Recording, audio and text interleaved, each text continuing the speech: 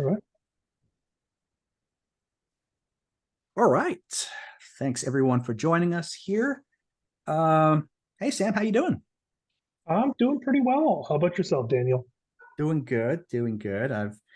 We've both had our busy weeks, but in the small amount of time I've had, I've tried to. Me and you have been crunching these numbers, so appreciate your help on this. We're going to do some analysis of Masters and the best of rest player polls. So we sent these out. Going forward, I just want to thank those who helped. I want to thank Tom Annis. Tom has been providing a lot of, he's doing his own separate analysis. So we're not going to get into his work. We're going to we don't want to steal his thunder. Definitely want to thank Adam Ballard. He was gracious enough to give us all these player emails. So appreciate his support and help on this. Also want to thank Mike Grant and some of the other players who provided some feedback, but especially Mike was very, very kind to help us out with some of our questions. We know some of our questions need some improving, and so Mike really helped us out that for future surveys. So let's go on into to this. So before we start getting into this analysis, I do think that we need to talk about some limitations. One of which is that our questions do need some refining. The other thing that we're going to mention here is that we did want to preserve player anonymity. So we've kept all the player details out. So we know some players effectively admitted who they are. And so what we've done is we've kind of stripped and we've removed any sort of information that could kind of be led back to one particular player.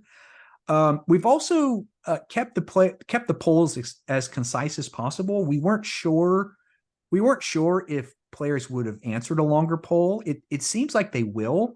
So we may be making some longer polls in the future, but for this one, we kept it pretty concise. Just to keep in mind that we aren't really going to be focusing on anything about like a feedback, whether something was enjoyable or not. Another thing is that we're primarily going to focus on balance. So we're not interested in things, like I said, other factors, whether, like I said, something wasn't fun or something here. We did get some feedback from players trying to notate some other things. We're going to focus more on just talking about balance. With that in mind, we want to go to the last point. That is, we're not trying to provide any sort of value statements. So we'll get into that later, that some of the players did mention in their comments that they mentioned that perhaps, one of the things that's mentioned a lot is terrain, the players felt was sparse. We aren't trying to say that sparse terrain is a good thing or a bad thing. It's a mitigating factor, right, Sam? Yes, and it's a statistic. It's a statistical point, right? We're it's useful to information to know, but our purpose is here in gathering the data and analyzing it isn't to kind of say one way is correct and one way is incorrect. Yeah. All we can really say here is that this tournament was played on sparse terrain. And for all we know, that could actually help the analysis, right? We don't know. So again, we're going to try to keep it targeted. Our real research was interested in keeping this targeted to really the impact of 3 random dice rolls on game outcomes. So the 3 random dice rolls we focused on was choosing sides, the roll to go first, and then the other random roll of a turn 7. So we were interested in seeing what impact these 3 rolls had on the game. So yeah, Yeah, let's let's go dive let's on. dive into the data. Yeah, and dive Yeah. into it. So we're just going to briefly show what the players saw, what they filled out. So we just gave them these questions here. They're all radio button, and other was provided if they want to provide comments. And then we also asked them, so this is where we got a little more specific. We focused on the games and we asked them, hey, which game did you win? Which games did you choose which side to deploy on? And which games did you go first? So we know that going first is a choice. We didn't mention whether you wanted to go first. Again, this is more quantitative analysis. And so we basically, we have to focus on what did happen, not what players felt could have happened, right? So we're trying to keep the speculative side of it as low as possible here.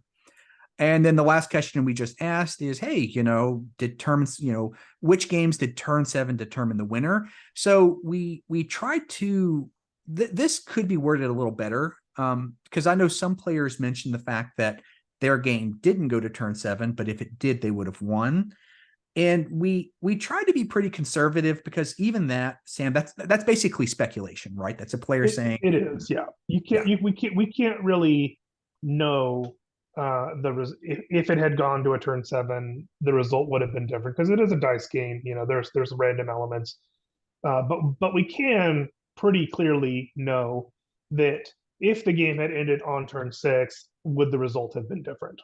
Yeah, exactly. And that's, to be clear, that's not to discount. I know some players were pretty confident in saying that. We're not discounting those individual players. We're saying as a whole, as if we're looking at this from quantitative analysis, we can't make that judgment as a whole for all players. So just kind of keep that in mind. We did provide some comments as well. So let's get into the analysis here. So the first thing we're going to note here is that we asked them to characterize their army. Again, you can kind of see we kept these characterizations very broad, right? So really no one single player can be targeted out. Just to keep this in mind, we did have some other responses, included things like focused on melee. Some mentioned combinations of 2 of these things, so shooting and durability combinations, or speed and shooting combinations. And there were about 4 others who, they didn't say they were durability, but they were kind of in that realm, right? They weren't quite a durability army, but it was similar. Again, it's saying that some of the other comments, they specifically mentioned their army list, and we didn't want to be like, hey, this person plays this army. And, it's like, again, it's effectively showing who this person is. So yeah, this is just, yeah. We're trying to keep this about as anonymous as possible here. So all right, so let's go on to the terrain. So again, what we have here is it's about 27% of games terrain was a major factor. So for 22% it's a major negative, and for about 4% it's a positive. The other thing to keep in mind when we talk about terrain, that of the comments, 18% of respondents in one way or another mentioned that terrain was too sparse. So let's just say this again. We aren't saying that terrain being sparse is a good or bad thing, right, Sam? It's something to note. It's something to be aware of, though. Right. But okay, so and again, keep in mind, is this too small or too little? Since this is the first one, we don't have a baseline, right? We can just say this is what happened at this tournament. Yeah. So the next questions we asked about is dice rolls.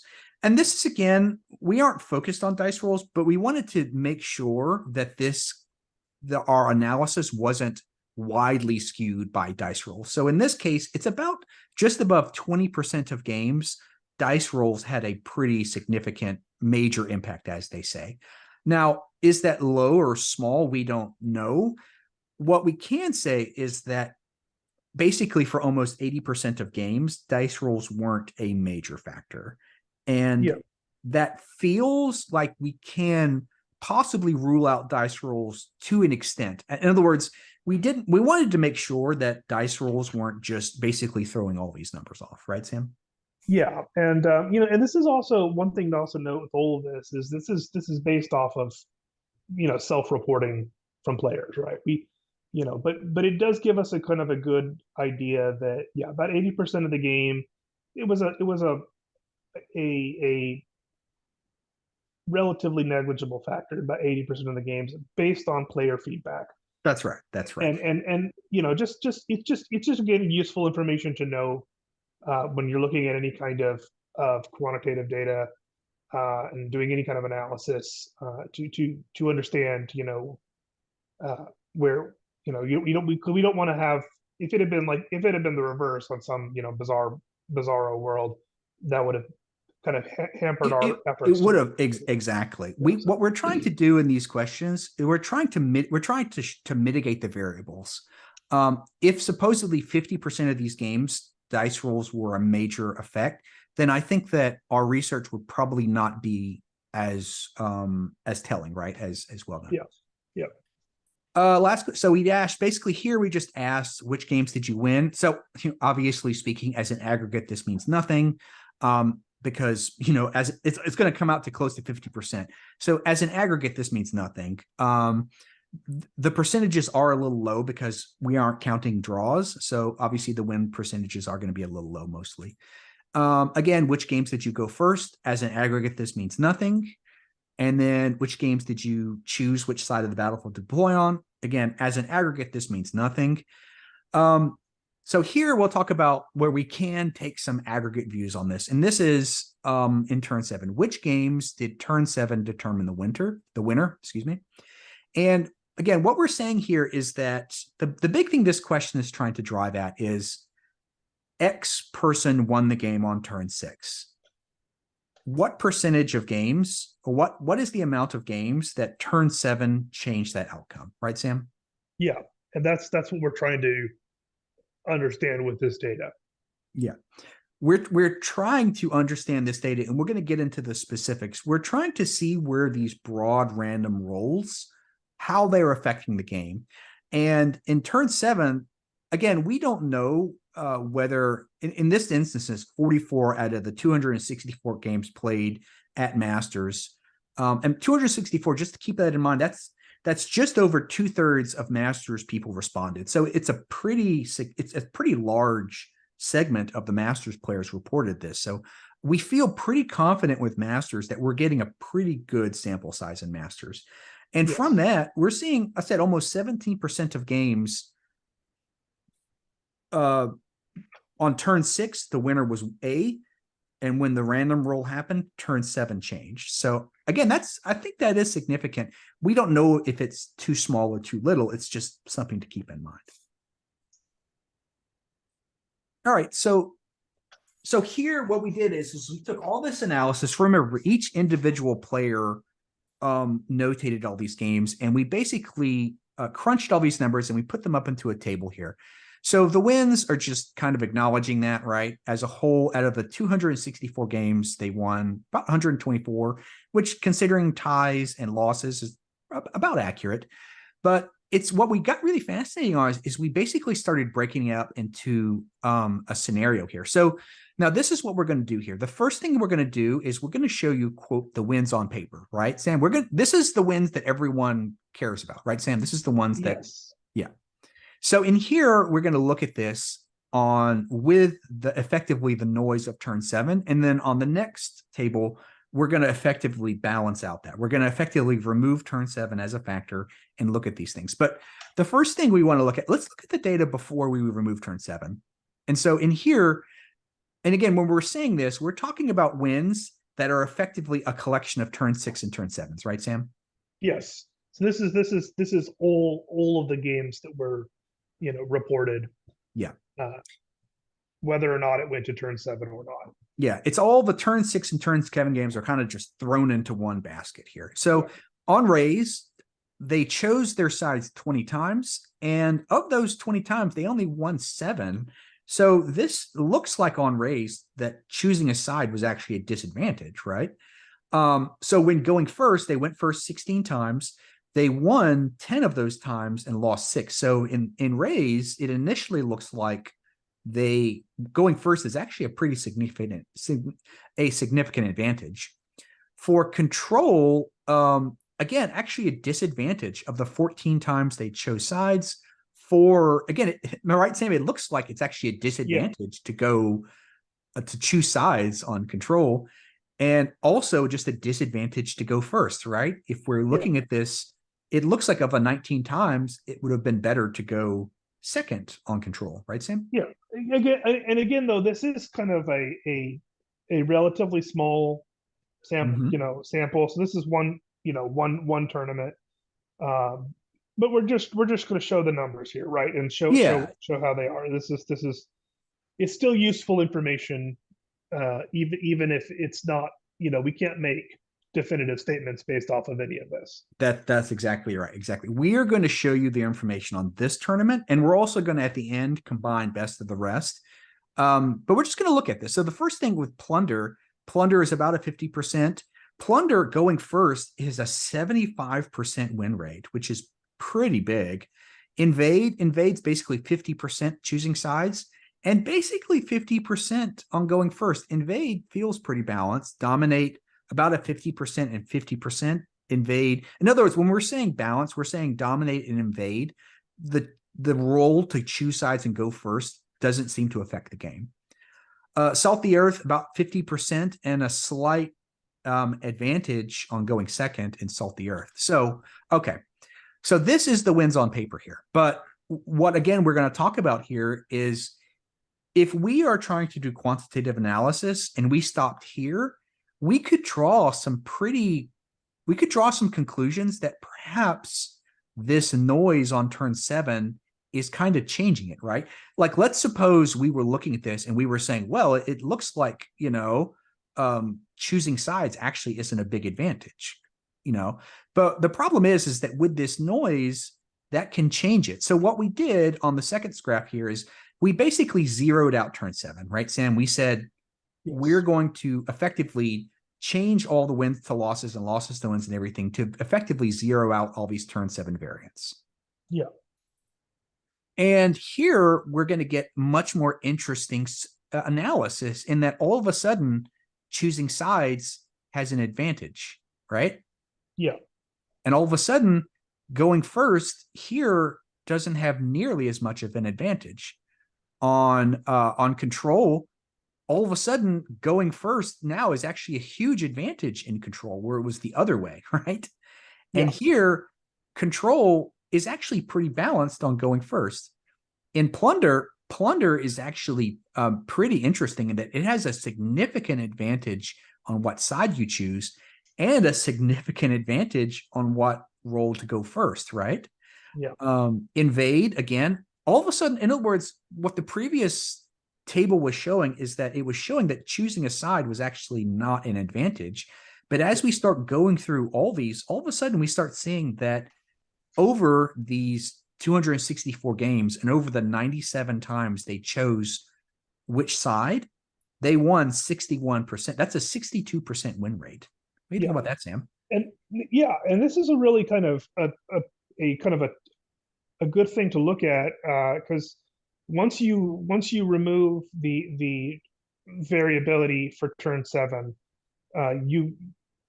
these numbers, in some ways they even out, and then in some ways they get very, very much, you can see that there's a clear advantage.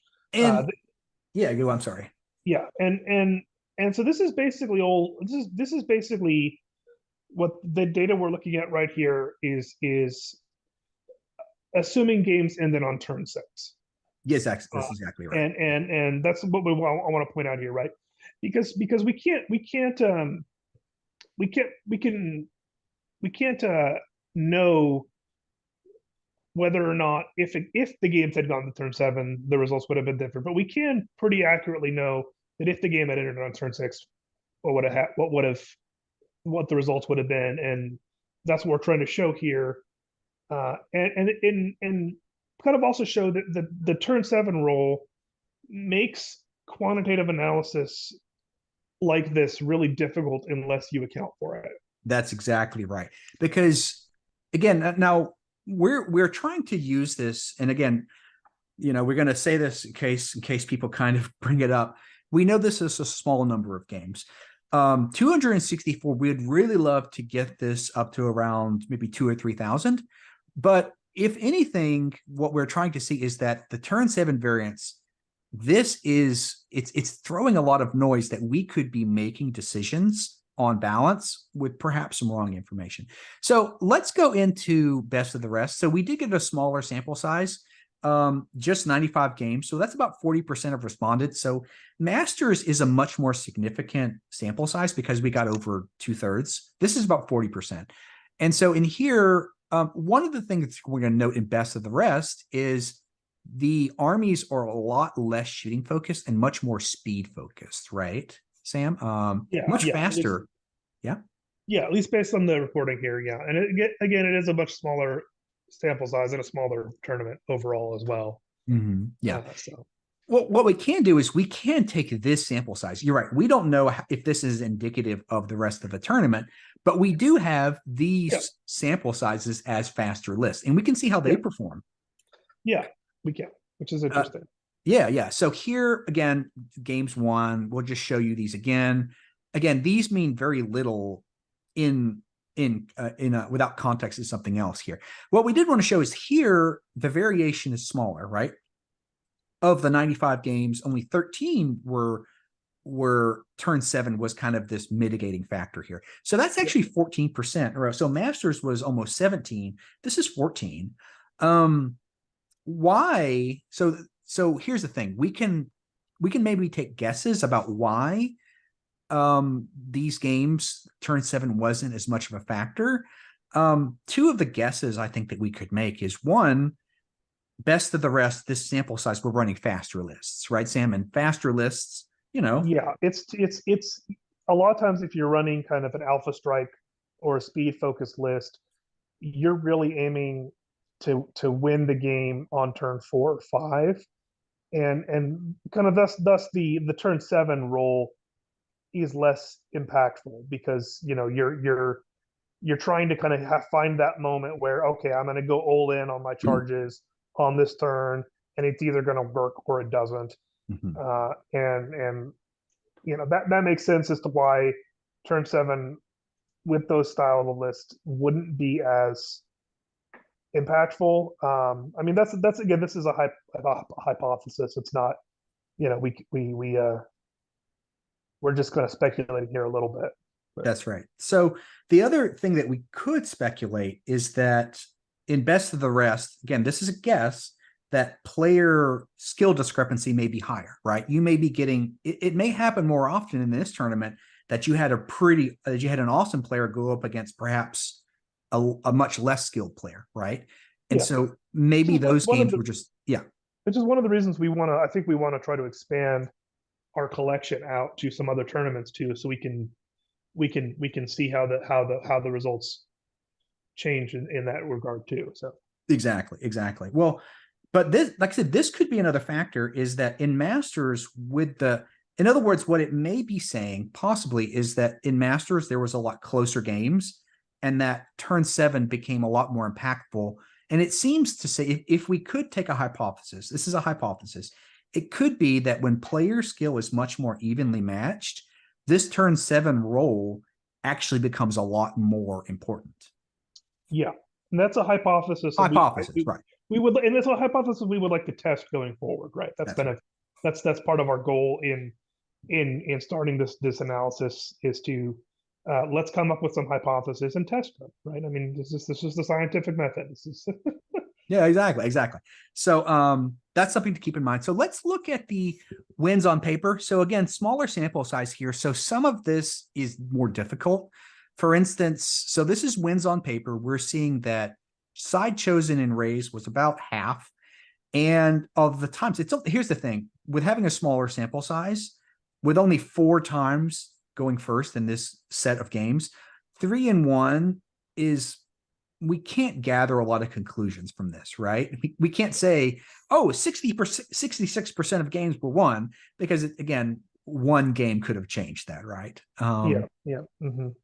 Side chosen was about 50% here. Now in control, and this could be relevant to the faster lists, but for control, when they went first, they actually had a 6-1 from these 7 games. So it maybe that's indicative of the faster list, but it's something to look into.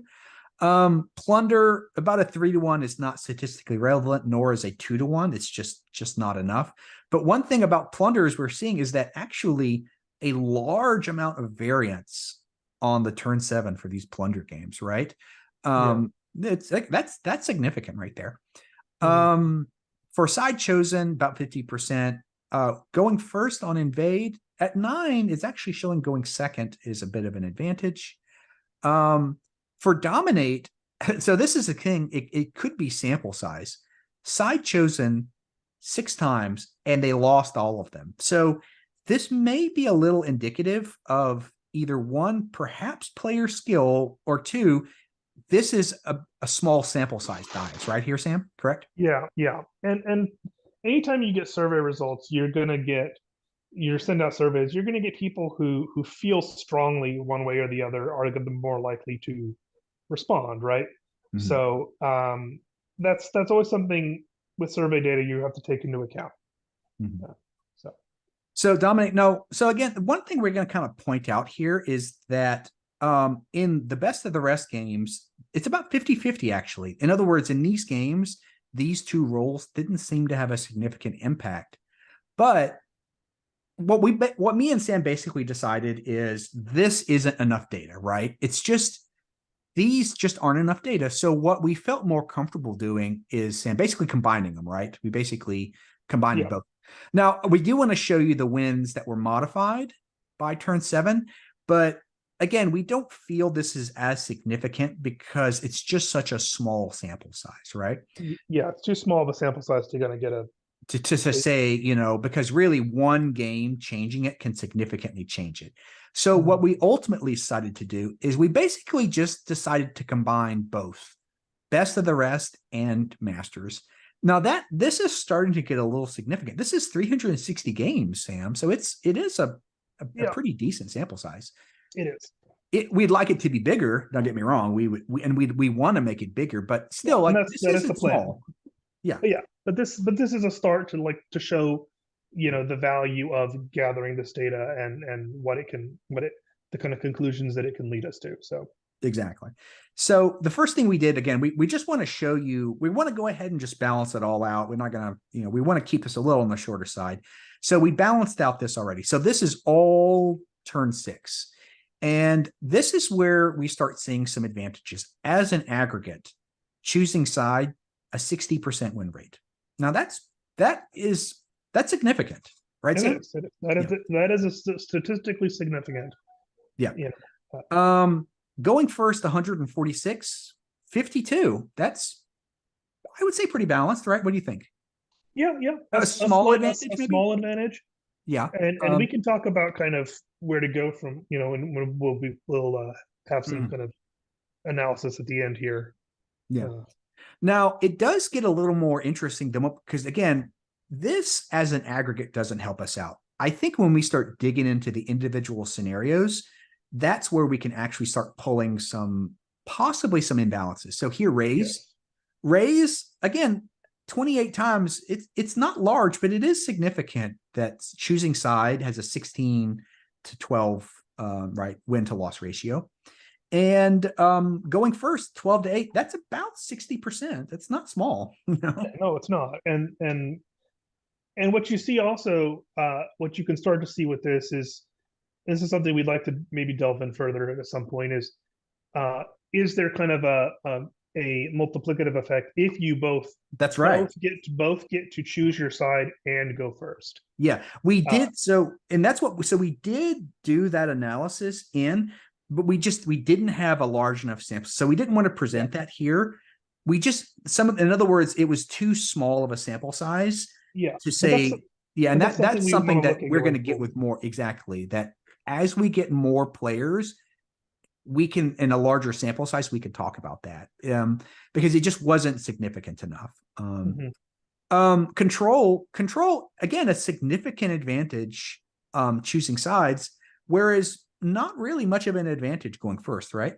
Hmm. Plunder may be if we're looking at the most imbalance, it's maybe plunder a 75% win rate of just choosing sides. That's big. Yeah, that's pretty big, and 15 out of 20 times. Yeah. And then went first 10 to 13. So again, a small advantage. So for invade, a small advantage. I'd say a significant one. And then kind of even on going first. Dominate is actually very balanced. mhm. 50% on going first and choosing side on both, right? Yeah, Dominate is pretty balanced of a scenario, right, Sam? no, yeah, but based on our data, Mhm. it does look that way.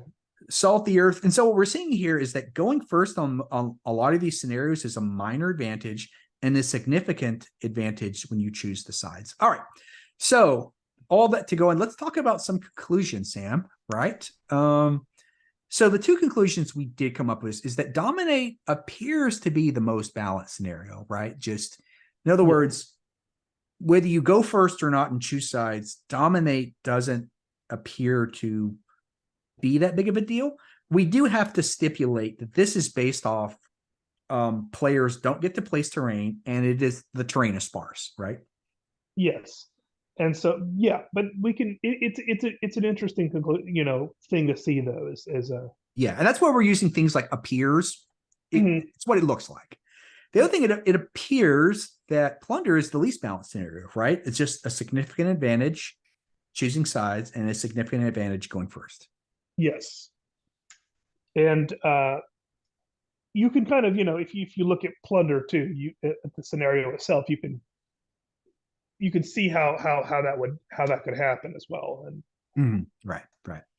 Okay, so some other conclusions that we're going to talk about. So first of all, is that we do need to refine our questions, right, Sam, and that we yeah, need more data, right? We are when we're using these word conclusions, we're really talking about hypothesis, I suppose. Maybe that's a better word, Sam. Hypothesis. yes, and I'd actually like to even come up with some as I was thinking about this as we were talking, some formal hypotheses that we can kind of work on testing. Yeah, exactly, exactly. Choosing side could have a significant advantage. I think that's possibly one of the hypotheses that we could bring forward. Correct, Sam? Yes, Um, and yeah, and at the very least, let's see how big of an advantage it is. Let's see if that trend maintains in mhm. other tournaments, um, and because that's not that honestly, that's not something before looking at this data that Yeah, no, I had thought going first would have been a bigger yeah, advantage, but based off of our data, it looks like choosing sides was actually a bigger mhm. factor, and that's an interesting Yeah, thing. We'd like to see kind of going forward how that makes things things things work out.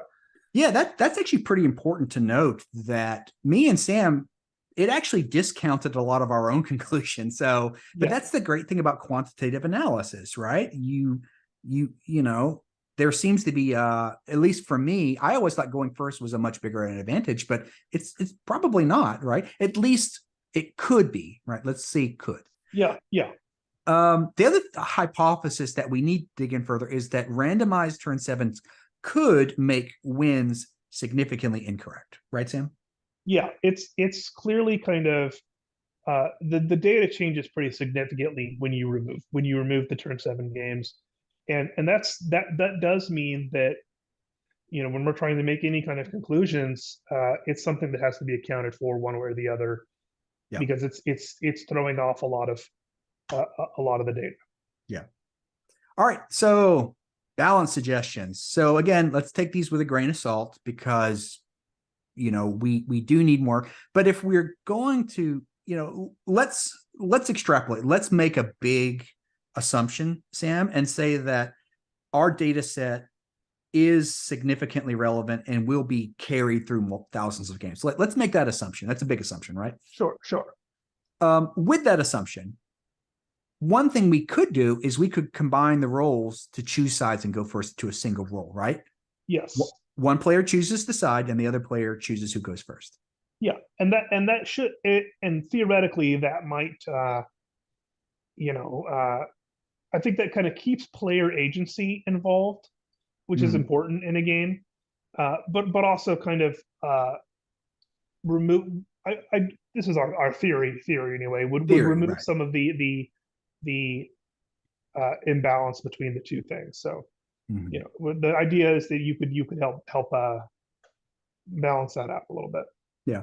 So another thing, remove the turn seven roll. Maybe we could set the number of turns based on the scenario, right? Maybe some scenarios get turn seven, Yes. some turn six, perhaps, maybe. Yeah, and that would actually be an interesting thing if we can if we test more scenarios. Um, is maybe just as a set thing in the rules, some scenarios are turn seven scenarios and some scenarios are turn Some are six turn scenarios. 10, right? We could have Yeah, some turn 15. we could. Oh man, I would love to do a big 5,000 point game that ends on turn 10. Yeah. That'd be Okay. Okay, but I would say this. So if we keep turn 7, I do think that we are going to have to account for it, right? We are going to have a way to, and I think that me and Sam are going to work on our wording of our questions. I do think it needs to be accounted for, right? yes, Whether we keep because it, and again, we're it's a not pretty even significant. saying that, and to be very clear, we're not saying that the turn 7 rule is good or bad, right? Or unbalanced or not, right? We're more talking about it more from a quantitative analysis. It just makes it more difficult, right? Yes, and if the goal of this is to try to get accurate data, we do need to kind of Mm. uh, make sure that we're accounting for that. Yeah, turn 7, and we want to make sure we bring it back to this point. Turn 7 could actually be really fun. It could be something players love to keep in, and that's fine. We're trying to focus on balance and consistency from that side of things, where some of these suggestions are coming from. All right. Anything else? Any other thoughts about this that kind of jumped out to you? Uh, I don't think so. I think in a later date we can talk about some possible suggestions for how you would handle the turn 7 role differently. Because I think part of the discrepancy is in how it's this is again this is the hypothesis, how it's done. I think if you change the way the roll for turn 7 works, I think that would also affect the results. But that's something we can delve into later. Yeah. Okay. Well, thank you guys for delving through this analysis. Hey, tell us, what do you think? Me and Sam, we're not geniuses. As I've said, we haven't. Just so you guys know, we haven't got our podcast certification in yet, right, Sam? Yeah. So We're right now we're just two guys that play a lot of games. yeah, I know. And So, but let us know. I know we've gotten some great feedback from the players, especially Mike. So Mike Grant's been really great too. He actually works in this field, so he's actually much better at doing this. So we'd love to kind of get his feedback and help. So thanks a lot, everyone. yeah, Have a good day. and have a good day. Yeah.